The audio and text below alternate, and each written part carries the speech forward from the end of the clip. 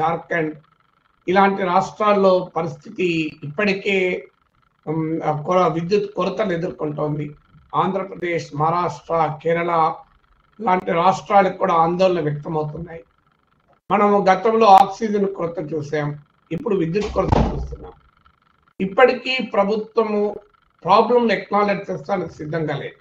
మన ఆక్సిజన్ కొరత విషయంలో ఇదే చూసాం, కరోనా విషయంలో కూడా ఇదే ధోరణి చూసాం. కరోనా మనకు ప్రభుత్వ వైఖరి వ్యవహార సరళి అర్థం కావటానికి ఈ ఉదాహరణలు ఇస్తున్నాను. మార్చి మొదటి వారంలో Indian national consortium on genomic labs దేశంలో హైదరాబాద్ నుండి సిసిఎంబితో సహా దేశంలోని అత్యున్నతమైన 10 ప్రయోగశాలలతో కూడిన వ్యవస్థ ఇది. కేంద్ర ప్రభుత్వమే ఏర్పాటు చేసింది జన్యుపరమైన విశ్లేషణ కొరకు. వీరు నేషనల్ సెంటర్ ఫర్ డిసీజ్ కంట్రోల్తో కలిసి మార్చి మొదటి వారంలో చేసిన హెచ్చరిక ఏంటంటే, దేశంలో కొత్త రకం వేరియంట్ డెల్టా వేరియంట్ సర్క్యులేషన్లో ఉంది. దీని ప్రభావంతో కేసులు చాలా వేగంగా వ్యాప్తి చెందే అవకాశం ఉంది, జాగ్రత్త పడండి అని శాస్త్రవేత్తలు మార్చి మొదటి వారంలో హెచ్చరించారు.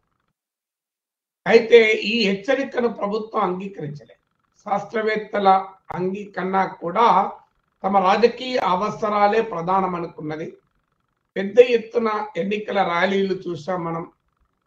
ఆఖరికి ప్రధానమంత్రి బెంగాల్లో ఎన్నికల ప్రచారం చేస్తున్నప్పుడు వచ్చిన జనాన్ని చూసి ఆనందంతో ఎంత భారీగా జనం వచ్చారో చూడండి అన్నాడు. ఆ రోజు daily new cases in India 2,70,000. So మార్చి మొదటి వారంలో శాస్త్రవేత్తలు హెచ్చరిస్తుంటే మార్చి 7న కేంద్ర ఆరోగ్య మంత్రి, ఆనాటి ఆరోగ్య మంత్రి హర్షవర్ధన్ ఢిల్లీ మెడికల్ అసోసియేషన్ లో మాట్లాడుతూ భారతదేశం కరోనా తుది దశకు చేరుకుంది అని పేర్కొన్నారు. కేంద్ర ఆరోగ్య మంత్రి, India enter the last stage of corona virus. ఫిబ్రవరి చివరి వారంలో, అంటే శాస్త్రవేత్తలు హెచ్చరించే 1 వీక్ ముందు, భారతీయ జనతా పార్టీ తీర్మానం చేసి నరేంద్ర మోడీ నాయకత్వాన్ని అభినందించింది కరోనాపై విజయం సాధించింది. దీని పర్యవసనం ఈ దూరదృష్టి లోపము, ఈ రకమైన ప్రణాళిక రాహిత్యము ఫలితం ఏంటో దేశం అనుభవించింది. ఏప్రిల్ మేలో అనూహ్యమైన రీతిలో ప్రాణ నష్టం జరిగింది. దాదాపు మనకు తెలిసిన మేరకు ప్రతి కుటుంబంలో ఎవరో ఒకరు తెలిసిన వారు చనిపోయారు. విచిత్రం ఏంటంటే ఇది పబ్లిక్ మెమరీ షార్ట్ లీవ్డ్ అని కనుక ఇప్పుడు 17వ తారీఖు 18వ తారీఖు దేశంలో 100 కోట్ల టీకాలు వేస్తాం కనుక మోడీ నాయకత్వంలో దేశం సాధించిన ఘన విజయం అని చెప్పుకోబోతున్నారు, ఉత్సవాలు జరుపుకోబోతున్నారు. అలాగే మీకు వ్యాక్సినేషన్లు కూడా మనం జనవరిలో మొదలుపెట్టాం. ఆశ్చర్యం వేస్తుంది. దేశ ప్రజలకు టీకాలు అందుబాటులో లేనప్పుడు 95 దేశాలకు ఎగుమతి చేశారు. పోనీయండి, ఇండియాలో తర్వాత వ్యాక్సినేషన్ అయిన ఒక ప్రణాళికాబద్ధంగా జరిగిందా అంటే ఎంత గందరగోళమో మనం చూసాం. ఆక్సిజన్ కొరత, ఇది రెస్పిరేటరీ ప్రాబ్లం అని తెలిసి కూడా ఆక్సిజన్ కొరతను ప్లాన్ చేయడంలో ఘోరంగా విఫలమై ఆక్సిజన్ అందక అనేక మంది చనిపోతే కేంద్ర ప్రభుత్వం ఇప్పుడు చేసే వాదన ఏంటంటే ఆక్సిజన్ కొరతతో ఎవరూ చావలేదు అని పార్లమెంట్ తెలిపారు. సో ఇది ధోరణి కోల్ క్రైసిస్ కూడా మూలం. ఎందుకంటున్నంటే ఒక దూరదృష్టి లేకపోవడము, ప్రణాళిక అనే ఆలోచనకు వ్యతిరేకంగా ఉండడం, కానీ కమిషన్ రద్దు చేసి నీతి ఆయోగం పెట్టడము, అసలు మార్కెట్ స్వేచ్ఛా మార్కెట్ తనంతట తానే అన్ని సమస్యలకు పరిష్కారం నమ్మడము, ఒక నాయకత్వం నినాదాలపైన ఎక్కువగా జనాన్ని ఆకర్షించే నినాదాలపైన ఉన్న ఆసక్తి యాక్చువల్ గవర్నెన్స్ పై లేకపోవడము, ప్రజల్ని ఎలా మభ్యపెట్టాలన్న దానిపైన ఉన్న దృష్టి కాస్త ప్రజలకు జవాబుదారీగా ఉండాలి అనే ఆలోచన లేకపోవడం, అధికార కేంద్రీకరణ, ఇవన్నిటికి ఉదాహరణ ఇవాళ బొగ్గు సంక్షేమం. ఎందుకు ఈ మాట చెప్తున్నానంటే భారతదేశంలో విద్యుత్ సంక్షేమం రావడానికి అవకాశం నిజంగా ఉందా? మన దేశంలో ఇన్స్టాల్డ్ పవర్ జనరేషన్ కెపాసిటీ 3,90,000 మెగావాట్లు. అంటే ఇన్స్టాల్డ్ పవర్ కెపాసిటీ అంటే for the benefit of layman, ఉత్పత్తి సామర్థ్యం, విద్యుత్ ఉత్పాదన సామర్థ్యం అంటే మనకున్న విద్యుత్ ప్లాంట్లు 100% కెపాసిటీతో యూటిలైజ్ చేసుకుంటే భారతదేశంలో 3,90,000 మెగావాట్ల విద్యుత్ ఉత్పత్తి చేయొచ్చు. కానీ మన విద్యుత్ ప్లాంట్ లోడ్ ఫ్యాక్టర్ అంటారు. సో 100% సామర్థ్యంతో విద్యుత్ ఉత్పత్తి చేయడం లేదు. ఇవాళ మనం ఎంత చేస్తున్నాము అంటే ఇవాళ ఇందులో మన డిమాండ్ ఎంత, మన కెపాసిటీని మించిన డిమాండ్ ఉంటే క్రైసిస్ వస్తుంది. మీరు 5గురికి వంట వండి 10 మంది ఇంటికి వస్తే క్రైసిస్ వస్తుంది. కానీ 5గురికి వంట వండినప్పుడు 2 వస్తే ఎందుకు క్రైసిస్ వస్తుంది? ఇప్పుడు మన దేశంలో మొత్తం విద్యుత్ ఉత్పాదన సామర్థ్యము 3,90,000 మెగావాట్లు. డిమాండ్ అంటే ఈవినింగ్ పూట చాలా హైయెస్ట్ డిమాండ్ ఉంటుంది. సో పీక్ డిమాండ్ కూడా 1,70,000 మెగావాట్లు మాత్రమే. 1,70,000 మెగావాట్లు మాత్రమే పీక్ డిమాండ్. అంటే మరి ఎందుకు ఉండాలి అంటే మన విద్యుత్ ఉత్పాదన సామర్థ్యంలో 50% కూడా మనం ఉత్పత్తి చేయడం లేదు. 50% కూడా డిమాండ్ లేదు. అంటే మీరు 6గురికి వంట వండితే 2 వచ్చారు. ఇక మరి ఎందుకు కొరత ఉండాలి? ఎందుకు ఇబ్బంది కావాలి? దీనికి ఆన్సర్ ఉండాలి కదా. అంటే అర్థం ఏంటి? మీరు 6గురికి వండలేదు అని అర్థం. సో అంటే ఎందుకు మరి ఈ సంక్షోభం ఏర్పడింది అంటే విద్యుత్ ఉత్పత్తి అవసరానికి తగ్గట్టుగా లేదు. కెపాసిటీ ఉంది కానీ ఉత్పత్తి చేయలేకపోతున్నారు. ఎందుకు ఉత్పత్తి చేయలేకపోతున్నారంటే బొగ్గు కొరత. ఇలా సెంట్రల్ ఎలక్ట్రిసిటీ అథారిటీ అక్టోబర్ 6 నాడు ఇచ్చిన లెక్కలు ఏంటంటే దేశంలో దేశంలో ఉన్న మొత్తం విద్యుత్ ప్లాంట్లు 100కు పైగా ఉన్నాయి. ఇందులో 6 విద్యుత్ ప్లాంట్లలో బొగ్గు నిల్వలు 0కి వచ్చాయి. ఈ 6 విద్యుత్ ప్లాంట్లో కలిసి ఉత్పత్తి అయ్యే విద్యుత్తు 17,000 మెగావాట్లు. ఇక 76 యూనిట్లు, 76 విద్యుత్ ప్లాంట్లు, మరో 76 విద్యుత్ ప్లాంట్లు అంటే ఇందులో ఉత్పత్తి అయ్యే మొత్తం విద్యుత్తు 98,000 మెగావాట్లు. ఇక్కడ బొగ్గు స్టాక్స్ 4 రోజులకు మించి సరిపోవడం లేదు. మరి ఈ క్రైసిస్ ఎందుకు వచ్చింది? నార్మల్ గా చెప్పేది ఏంటంటే 14 days to 30 days అవసరానికి తగ్గట్టుగా నిల్వలు ఉంచుకోవాలి. కనీసం 22 రోజులను ఉంచాలి సగటున. 14 days to 30 days ఉపయోగపడే అన్ని బొగ్గు నిల్వలు, అవసరమయ్యే బొగ్గు నిల్వలు ఉంచుకోవాలి. ఎందుకు ఈ ఎన్ని నిల్వలు ఉంచుకోవాలన్నది బొగ్గు గనులకు విద్యుత్ ప్లాంట్లకు మధ్యనున్న దూరాన్ని బట్టి ఉంటుంది. విద్యుత్ ప్లాంట్ల దగ్గరలోనే బొగ్గు గనులు ఉంటే లాజిస్టిక్స్ సమస్యలు తక్కువ ఉంటాయి గనక వాళ్ళు 14 రోజులు ఉంచుకున్నా సరిపోతుంది. కానీ విద్యుత్ ప్లాంట్కు బొగ్గు గని చాలా దూరంగా ఉంటే వాళ్ళు లాజిస్టిక్స్ ఇబ్బందులు ఉంటాయి గనక 30 రోజుల పాటు అవసరమయ్యే బొగ్గు నిల్వలు పెట్టుకోవాలి. సెంట్రల్ ఎలక్ట్రిసిటీ అథారిటీ మార్చిలోనే సెంట్రల్ ఎలక్ట్రిసిటీ అథారిటీకి కోల్ ఇండియా రాసింది, అయ్యా బొగ్గు నిల్వల కొరత ఉండొచ్చు, మీరు బొగ్గు నిల్వలు పెట్టుకోండి అని. మనకు విచిత్రం ఏంటంటే ఈ ఏడాది మొదటి నుంచి కూడా ఎన్నడూ కూడా ఈ నిర్దేశిత స్థాయిలో బొగ్గు నిల్వలు మెయింటైన్ చేయలేదు విద్యుత్ ప్లాంట్. ఇవాళ కేంద్ర మంత్రి చెప్తున్నట్లు 4 రోజులకు సరిపోయే బొగ్గు నిల్వలు మాత్రమే 76 విద్యుత్ ప్లాంట్లు ఉన్నాయి అంటే మరో 6 విద్యుత్ ప్లాంట్లు అసలు 0, ఒక్కరోజు కూడా సరిపోయే నిల్వలు లేవంటే బొగ్గు నిల్వల్ని ఎందుకు మెయింటైన్ చేయలేదు? ఎందుకు ఈ సంక్షోభాన్ని యాంటిసిపేట్ చేయలేదు? కేవలం విద్యుత్ శాఖకు బొగ్గు శాఖకు మధ్య ఎందుకు కోఆర్డినేషన్ లేదు? ఈ ప్రభుత్వ స్వభావం అది. మీరు స్టీల్ అండ్ మైన్స్ కే కోఆర్డినేషన్ లేదు. మీరు విశాఖపట్నంలో ఉన్నారు. విశాఖ స్టీల్ ప్లాంట్ కేంద్ర ఉక్కు గనుల మంత్రిత్వ శాఖ పరిధిలో ఉంటుంది. దేశంలో ఉన్నటువంటి ఐరన్ ఓర్ ఇనుప ఖనిజ నిక్షేపాలు కేంద్ర గనుల మంత్రిత్వ శాఖలో ఉంటుంది. సో రెండు ఒకటే, గనులు ఉక్కు గనులు మంత్రిత్వ శాఖ కిందనే ఉంటాయి. అయినా కూడా విశాఖ స్టీల్ ప్లాంట్ సొంత గనులు లేవు. అంటే ఒకే మంత్రిత్వ శాఖ పరిధిలోనే ఉన్న 2 విభాగాలకు సమన్వయం లేకపోతే ఇక 2 వేరు మంత్రిత్వ శాఖలో ఉండే విభాగాల సమన్వయం ఉంటుందా? అందువల్ల విద్యుత్ శాఖకు బొగ్గు శాఖకు సమన్వయ లోపం వల్ల ఈ రకమైన గందరగోళం ఇవాళ ఏర్పడింది. అంతేకాదు దీంట్లో ఇంకో డైమెన్షన్ కూడా ఏంటంటే ఎందుకు మరి బొగ్గు నిల్వలు పెట్టుకోలేదు? అందరికీ తెలుసు కదా, సెప్టెంబర్లో ఇప్పుడు మాన్సూన్ ఎక్స్టెండ్ అయింది అక్టోబర్ వరకు, అందువల్ల ఇబ్బంది వచ్చింది అంటున్నారు. వర్షాకాలంలో బొగ్గు సరఫరా ఆగిపోతుంది. ఎందుకంటే మన దేశంలో ఈస్టర్న్ పార్ట్ ఆఫ్ ద కంట్రీలో ఈ బొగ్గు గనులు ఎక్కువగా ఉన్నాయి. సో ఈ సీజన్లో సెప్టెంబర్ ఆగస్ట్ నుంచి అక్టోబర్ వరకు ఈ సీజన్లో ఈస్టర్న్ పార్ట్ ఆఫ్ ద కంట్రీలో వర్షాలు ఎక్కువ వస్తాయి, వరదలు వస్తాయి, ఓపెన్ కాస్ట్ మైన్లు అయితే అసలు పనే చేయవు, బొగ్గు సరఫరా నిలిచిపోతుంది, బొగ్గు రవాణా నిలిచిపోతుంది. ఇవి తెలియదా? దీనికి ఒక పెద్ద రాకెట్ సైన్స్ కావాలా? అంతేకాదు ఈ పీరియడ్లో సౌరశక్తి ఉత్పత్తి జరగదు, అలాగే పవన విద్యుత్తు జరగదు. ఇది కామన్ సెన్స్, చిన్న పిల్లవాళ్ళనే చెప్తారు కదా.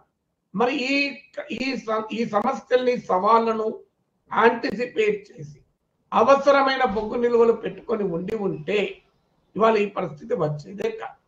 ఎందుకు మరి బొగ్గు నిల్వలు పెట్టుకోలేదు? దీనికి కారణం ఏంటంటే నీవు బొగ్గు నిల్వలు ఎన్ని రోజులు పెట్టుకున్నావు అన్న దానిపైన ఖర్చు ఆధారపడుతుంది. ఎందుకంటే ఇన్వెంటరీ మేనేజ్మెంట్ కూడా నువ్వు పెట్టుబడి పెట్టాలి. ఇప్పుడు 20 రోజులకు కావాల్సిన బొగ్గు నిల్వలు కొని పెట్టుకోవాలి అంటే దానికి ఖర్చు పెట్టాలి. సో అది ఖర్చు పెట్టడానికి ఈ విద్యుత్ కేంద్రాలు సిద్ధంగా లేవు. సో అంటే లాభ నష్టాల బేరీజు వేసుకున్నారే తప్ప సమాజంపై పడే దుష్ప్రభావాన్ని బేరీజు వేసుకోలేదు. సిమిలర్ క్రైసిస్ మనం కోవిడ్లో చూసాం. ఆక్సిజన్ ప్లాంట్ పెట్టడం పెద్ద రాకెట్ సైన్స్ కాదు. ఒక హాస్పిటల్లో ఆక్సిజన్ ప్లాంట్ పెట్టడం ఒక 3 రోజుల్లో ఇన్స్టాల్ చేయొచ్చు. మరి ఎందుకు చేయలేదు? ఎందుకు ఆక్సిజన్ కావాల్సిన వ్యవస్థలు ఏర్పాటు కాలేదు? ఇదేం బ్రహ్మ విద్యనా? ఎందుకు ఏర్పాటు కాలేదు అంటే దానికి అయ్యే ఖర్చు పెట్టుకోదలుచుకోలేదు ప్రైవేట్ ఆసుపత్రులు. ప్రభుత్వ ఆసుపత్రులు కూడా అందుకు ఖర్చు పెట్టడానికి సిద్ధంగా లేదు. ఎప్పుడో వస్తే సమస్య చూసుకుందాంలే, దాని కొరకు ఇప్పటి నుంచే ఆక్సిజన్ ప్లాంట్లు పెట్టి ఖర్చు పెట్టుకోవాలి అంటే ప్రజలకు నిజంగా ఆరోగ్య అవసరాలను దృష్టిలో పెట్టుకొని ఉంటే ఆక్సిజన్ ప్లాంట్ ఏర్పాటు చేసుకుని పెట్టుకునేవారు. కానీ ప్రజల ఆరోగ్యం కన్నా మా లాభాలు ముఖ్యం అనుకున్నారు కనుక దానిపైన పెట్టుబడి పెట్టలేదు. సరిగ్గా అదే పని ఇప్పుడు జరిగింది. బొగ్గు నిల్వలు పెట్టుకొని భవిష్యత్తులో విద్యుత్ సంక్షేమం రాకుండా ఉండడం దేశానికి సమాజానికి అవసరం. కానీ అది జరగాలంటే విద్యుత్ ప్లాంట్లు ఖర్చు పెట్టాలి. సో వాళ్ళు లాభ నష్టాలు లెక్కలేసుకున్నారు కనుక బొగ్గు నిల్వల్ని ఏర్పాటు చేసుకోలేదు. సో ఇక ఇలాంటి పరిస్థితుల్లో సహజంగా విదేశాల నుంచి దిగుమతి చేసుకొని బొగ్గు పైన కొంత ఆధారపడతారు. సో అది మరీ గందరగోళం.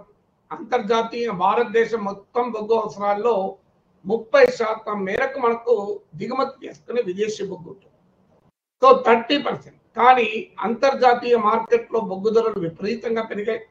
ఆగస్టు 2020లో $50 పర్ టన్ ఉంటే ఇవాళ సుమారు $200 పర్ టన్ అయింది. అంటే అంతర్జాతీయ మార్కెట్లో బొగ్గు ధరలు 3 to 4 టైమ్స్ పెరిగాయి. సో ఈ స్థాయిలో ధరలు పెరగడం వల్ల బొగ్గు దిగుమతి చేసుకునే పరిస్థితి లేదు. కేవలం విదేశీ బొగ్గు పైన ఆధారపడ్డ ప్లాంట్లు అయితే మూసివేయబడ్డాయి. టాటా ముంద్రా ప్లాంట్ ఉంది, అది పూర్తిగా ఇంపోర్టెడ్ కోల్ పై ఆధారపడి ఉంటుంది. వాళ్ళ కంప్లీట్ గా క్లోజ్ అయిపోయింది. So they are simply close. ఎందుకంటే ఫారిన్ ఇవాళ ఆ విదేశాల నుంచి దిగుమతి చేసుకునే బొగ్గుతోని విద్యుత్ ఉత్పత్తి చేయాలంటే యూనిట్ కాస్ట్ 20 రూపాయలు. సో 20 రూపాయలు పెడితే ఇండియన్ ఎకానమీ ఉంటుందా? ఇవాళ మీరు గమనించండి, ప్రపంచ ముడి చమురు మార్కెట్లో ధరలు పెరిగాయని మనకు పెట్రోల్ డీజిల్ ఇష్టం వచ్చినట్టుగా పెంచుతున్నారు. రేపు జరగబోయే ప్రమాదం ఏంటంటే ప్రపంచ బొగ్గు ధరలు పెరిగాయి కనుక మీ దగ్గర కరెంట్ 20 రూపాయలు వసూలు చేస్తాం, ఇవాళ వసూలు చేయకపోయినా తర్వాత ట్రూ అప్ ఛార్జెస్ రూపంలో తర్వాత అయినా వాయించుతాం అనే దశకు మన ప్రభుత్వాలు చేరుకున్నాయి. సో ఇవాళ పెట్రోల్ డీజిల్ రంగంలో చూస్తున్న ప్రభావమే మీరు భవిష్యత్తులో విద్యుత్ రంగంలో చూడబోతున్నారు. ఎందుకంటే కేంద్ర విద్యుత్ చట్టం వస్తుంది. ఈ కేంద్ర విద్యుత్ చట్టం ప్రకారం కాస్ట్ టు సర్వ్ వస్తుంది. అంటే ఉత్పత్తికి అయ్యే ఖర్చు వినియోగదారు నుంచి వసూలు చేయాల్సింది. నువ్వు 20 రూపాయలు పర్ యూనిట్ ప్రొడక్షన్ కాస్ట్ అయితే 30 రూపాయలు పర్ యూనిట్ వసూలు చేయాల్సింది. నిజంగా 30 రూపాయలు పర్ యూనిట్ అవుతే ఒక మధ్య తరగతి ఒక 2 2 బెడ్రూమ్ అపార్ట్మెంట్లు ఉన్న వాళ్ళకి కూడా బహుశా 5,000 10,000 కరెంటు మీద ఖర్చు పెట్టాల్సిన పరిస్థితి. సో ఇది ప్రజలపైన ఏ రకమైన భారానికి దారి తీయబోతుందో ఒక్కసారి మనకు చూస్తేనే భయమే. మరి ఎందుకు దేశంలో బొగ్గు లేదా ఆ విషయం కూడా మనం చూడాలి. ప్రపంచంలోనే 4th or 5th largest coal deposits ఇండియాలో ఉన్నాయి. అంటే ప్రపంచంలో ఉన్న అత్యధిక బొగ్గు నిక్షేపాలున్న 4వ దేశం 5వ దేశం. కానీ ప్రపంచంలో బొగ్గు దిగుమతి చేసుకునే అత్యధిక బొగ్గు దిగుమతులు చేసుకునే 2వ దేశం మన దేశం. అంటే మన దగ్గర నిక్షేపాలు ఉండి కూడా ఎందుకు ప్రొడక్షన్ చేయడం లేదు? దీనికి ప్రభుత్వాంగ గుత్తాధిపత్యం కారణము అని చెప్తారు. నిజమే, కోల్ ఇండియానే ఇవాళ 70 to 80% of India's coal requirements meet అవుతుంది. మరి కోల్ ఇండియాను కోల్ ఎక్స్పాన్షన్ ఎందుకు చేయలేదు? కోల్ ఇండియా దగ్గర డబ్బులు లేవా? కోల్ ఇండియా దగ్గర 50,000 కోట్ల రూపాయల నగదు నిల్వలు ఉన్నాయి. ఆ నగదు నిల్వలు అంటే కోల్ ఇండియా దగ్గర నగదు ఉంది, భారతదేశంలో భూమి కింద బొగ్గు ఉంది. మరి ప్రాబ్లం ఏంటి? సో ఈ బొగ్గు బ్లాక్లు కేటాయించి కోల్ ఇండియాతో ఉత్పత్తి చేయొచ్చు కదా. కానీ ప్రభుత్వం కోల్ ఇండియాకు బొగ్గు బ్లాక్లు ఇవ్వడానికి సిద్ధంగా లేదు. ఇవాళ నిన్న పత్రికలో వచ్చింది, సింగరేణి అడిగితే బొగ్గు బ్లాక్లు సింగరేణికి ఇవ్వలేదు, ప్రైవేట్ వారికి వేలవేస్తానికి ప్రభుత్వం సిద్ధపడింది. సింగరేణి కాలరీస్ కేంద్ర రాష్ట్ర ప్రభుత్వాల సంస్థ. సింగరేణికి మాత్రం బొగ్గు బ్లాక్లు ఇవ్వరు, ప్రైవేట్ వారికి ఇస్తారు. విశాఖ స్టీల్ ప్లాంట్కి ఇనుప బ్లాక్లు ఇవ్వరు, ప్రైవేట్ వారికి ఇస్తారు. సో మీరు ఇక్కడ గమనిస్తే చాలా క్లియర్ గా కనబడుతుంది. సో చమురు సహజవాయు బ్లాక్లు ఓఎన్జీసీకి ఇవ్వరు, అంబానీకి ఇస్తారు. ఎయిర్పోర్ట్లు అదానికి ఇస్తారు, ప్రభుత్వాలు అడిగినా ఇవ్వరు. సో ఇప్పుడు జరుగుతున్నది ఏంటి? కోల్ ఇండియాకు బ్లాక్లు ఇవ్వలేదు, కోల్ ఇండియా ఎక్స్పాన్షన్ చేయనీయలేదు.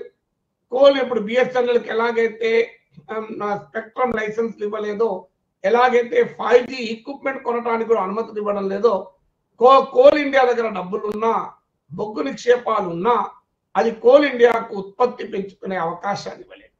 అవకాశాన్ని ఇవ్వకపోగా కోల్ ఇండియాకు చెందిన 50,000 కోట్ల నగదు నిల్వల్ని అందులో ఇవాళ 20,000 కోట్లకు పడిపోయింది. 2016లో కోల్ ఇండియా దగ్గర ఉన్న టోటల్ క్యాష్ రిజర్వ్ 50,000 కోట్లు, ఇవాళ అది 20,000 కోట్లకు పడిపోయినాయి. మరి మిగతా 30,000 కోట్లు ఎట్టిపోయినాయి? కేంద్ర ప్రభుత్వానికి డివిడెండ్ల రూపంలో, కేంద్ర ప్రభుత్వానికి రకరకాల పేమెంట్స్ రూపంలో వెళ్ళిపోయాయి. అంటే కోల్ ఇండియా దగ్గరున్న నగదు దేశంలో బొగ్గు ఉత్పత్తి పెంచడానికి కాకుండా కేంద్ర ప్రభుత్వం కార్పొరేట్లకు ఇచ్చే రాయితీల కోసం ఫైనాన్స్ చేసేదానికి వాడుకున్నారు. సో ఇది జరిగిన తర్వాత కోల్ ప్రొడక్షన్ ఎందుకు పెరుగుతుంది ఇండియాలో? సో కోల్ ప్రొడక్షన్ పెరగకపోవడం వల్ల ఈ పరిస్థితి వచ్చింది. అంటే విద్యుత్ సంక్షోభానికి ఇప్పటికీ కూడా మన దేశంలో మొత్తం విద్యుత్ ఉత్పాదన సామర్థ్యంలో 52% బొగ్గు ఆధారిత థర్మల్ పవర్. ప్రపంచవ్యాప్తంగా బొగ్గును డిస్కరేజ్ చేస్తున్నారు, కానీ బొగ్గు మీద ఆధారపడక తప్పని పరిస్థితి. ఇండియాలో టోటల్ పవర్ జనరేటింగ్ కెపాసిటీలో 52% కోల్ బేస్డ్ థర్మల్ పవర్ అయితే, ఇప్పుడు ఇండియాలో ఉత్పత్తి అవుతున్న మొత్తం విద్యుత్తులో 72% కోల్ బేస్డ్ థర్మల్ పవర్. అంటే మనము అత్యధికంగా కోల్ పైన ఆధారపడుతున్నాం. ఎందుకంటే సోలార్ పవర్కి లిమిటేషన్స్ ఉంటాయి, విండ్ పవర్కి లిమిటేషన్స్ ఉంటాయి. ఇప్పుడు జర్మనీ అనుభవం ఉంది. జర్మనీ పూర్తిగా renewable power, cleaner energy sources, green energy అన్న పేరిట షిఫ్ట్ అవ్వడం మొదలుపెట్టింది. ఇవాళ పరిస్థితి ఏంటి? వాళ్ళ విండ్ పవర్ అంటే ఆ గాలులు లేకపోవడం వల్ల విండ్ పవర్ ప్రొడక్షన్ భారీగా పడిపోయి జర్మనీ విద్యుత్ సంక్షోభాన్ని ఎదుర్కొంటుంది. అంటే ఈ కోల్ వాడకం తగ్గాలి, పర్యావరణ పరిరక్షణ కోసం ఫాజిల్ ఫ్యూయల్స్ పైన ఆధారపడడం తగ్గాలి, శిలాజ ఇంధనాలు అనడంలో ఎవరికి అభ్యంతరం లేదు. కానీ ఈ ట్రాన్సిషన్ అనేది సరైన పద్ధతిలో ప్లాన్ జరగాలి. ఇలా సౌర విద్యుత్ మన చేతులు ఉంటుందా? సో మనకు కావాల్సినప్పుడు విద్యుత్ ఉత్పత్తి అవుతుందా? ఇక్కడ సోలార్ పవర్ కు విండ్ పవర్ కు ఇంకో ఛాలెంజ్ కూడా ఏంటంటే, సోలార్ పవర్ ముఖ్యంగా మనకు లోడ్ పీక్ ఎప్పుడు ఉంటుంది? నైట్ లో ఉంటుంది. సోలార్ పవర్ నైట్ లో ప్రొడ్యూస్ కాదు, ఇది పరిస్థితి. సో రిన్యూవబుల్ పవర్స్ లో ఉన్న కన్స్టెంట్స్ ఇది. సోలార్ పవర్ ఉత్పత్తి అయ్యేది డే టైము, డిమాండ్ ఉన్నది నైట్ టైం. మరి కరెంటును నువ్వు బియాండ్ అ పాయింట్ స్టోర్ చేసుకోలేవు. అందువల్ల ఇలా పెద్ద ఎత్తున బ్యాటరీ ఇన్ఫ్రాస్ట్రక్చర్ పైన ఆధారపడే ప్రయత్నం చేస్తున్నారు.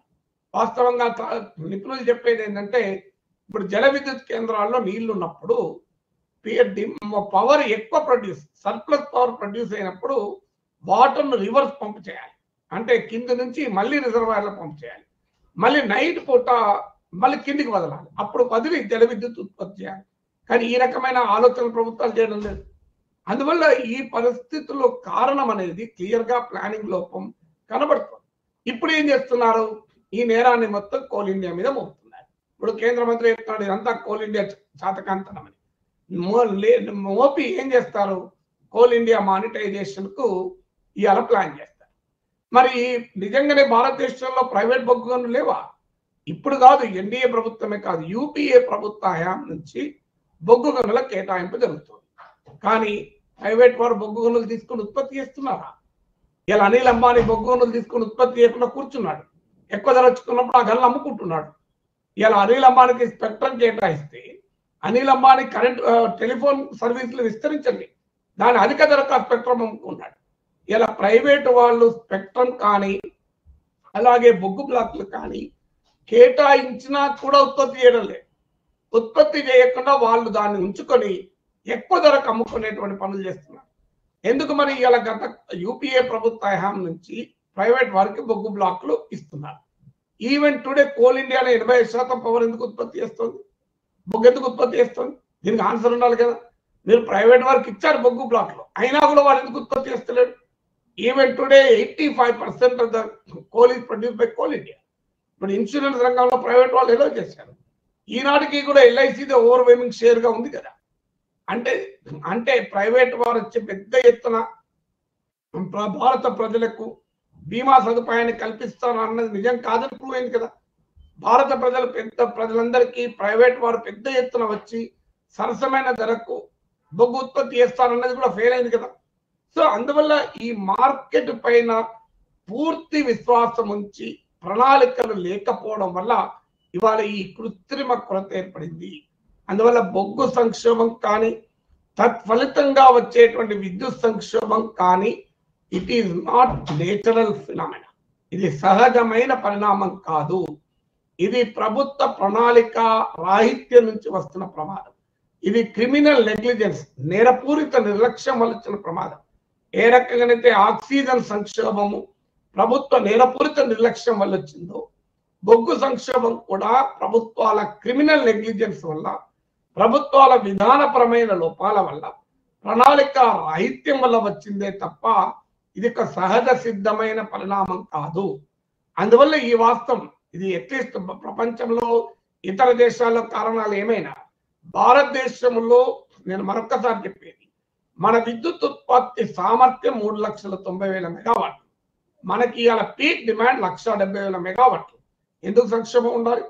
మన ప్రపంచంలోనే 4వ అతిపెద్ద బొగ్గు నిక్షేపాలున్న దేశం. మన దేశంలో బొగ్గు సంక్షోభం ఎందుకు ఉండాలి? అందువల్ల ఇది క్లియర్ గా ఆర్టిఫిషియల్ క్రైసిస్. మరి ఎందుకు ఈ క్రైసిస్ క్రియేట్ చేశారు? ఇది ఇన్కాంపిటెన్సా, అసమర్థత, లేదా డెలిబరేట్ గా చేశారా తెలియదు. ఎందుకంటే డిజాస్టర్ క్యాపిటలిజం అన్న పదం వింటున్నాం మనం. అంటే విపత్తుల్ని ఉపయోగించుకొని ప్రైవేటైజేషన్ చేయడము, ప్రైవేట్ వారికి అప్పచెప్పడం అనేది పెద్ద ఎత్తున జరుగుతుంది.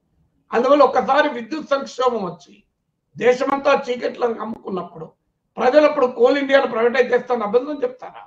బొగ్గు గనులు ప్రైవేట్ వారికి ఇచ్చేస్తామంటే అభ్యంతరం చెప్తారా? అది విద్యుత్ ప్లాంట్లను ప్రైవేటీకరిస్తామని అభ్యంతరం చెప్తారా? కేంద్ర విద్యుత్ చట్టం అమలు చేస్తామంటే ప్రజలు అభ్యంతరం చెప్పారు. అందువల్ల ఒక క్రైసిస్ ని క్రియేట్ చేసి ఆ క్రైసిస్ ను మళ్ళీ ఆపర్చునిటీగా వాడుకుని పెద్ద ఎత్తున సహజ వనరులను, మౌలిక వసతుల్ని ప్రైవేట్ వారికి అప్పజెప్పేటువంటి ఒక ఆలోచన ఈ సంక్షోభం వెనకాల ఉందా అని ఒక అనుమానం. ఇది అయితే క్రిమినల్ నెగ్లిజెన్స్ అన్న కావాలి, కాకపోతే ఇది ఒక కాన్స్పిరసీ అన్న కావాలి. ఈ రెండిట్లో ఏదో ఒకటి కావాలి. కానీ ఇది ఒక సహజ సిద్ధమైన పరిణామం అయితే కాదు, సహజ సిద్ధమైన సంక్షోభం అయితే కాదు. ఇట్ ఈస్ ఈ coal crisis is completely avoidable. It is an artificial crisis. Either it is due to criminal negligence or an attempted disaster capitalism. అందువల్ల మనకు భవిష్యత్తులో పరిణామాలు తెలియజేస్తాయి. దీని పర్యవసనం ఏంటి? ఇప్పటికే కోల్ ఇండియాను స్కేప్ గోట్ చేయడం మొదలు పెట్టారు. చివరకు కోల్ ఇండియాను మానిటైజ్ చేస్తానికో, కోల్ నిల్వల్ని పూర్తిగా ప్రైవేటైజ్ చేస్తానికో ఈ పరిణామాల్ని ఉపయోగించుకునే ప్రమాదం కూడా పొంచి ఉంది.